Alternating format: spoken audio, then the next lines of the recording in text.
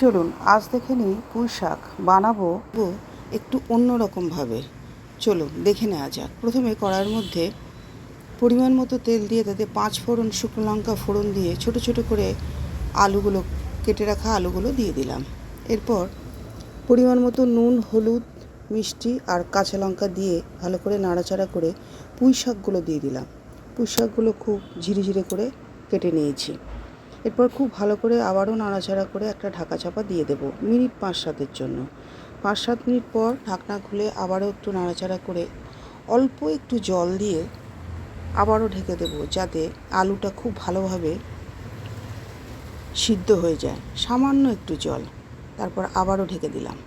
আবারও 5 মিনিট পর ঢাকনা খুলে এবার কিন্তু সমস্ত পুঁই শাক বলুন, আলু সব কিছু খুব ভালোভাবে সুসিদ্ধ হয়ে গেছে। এর মধ্যে দিয়ে দিলাম ঝাল করে বেটে রাখা পোস্ত দিয়ে আবারও খুব ভালো করে নাড়াচাড়া করলাম। দেখুন এবার প্লেটিং করছি।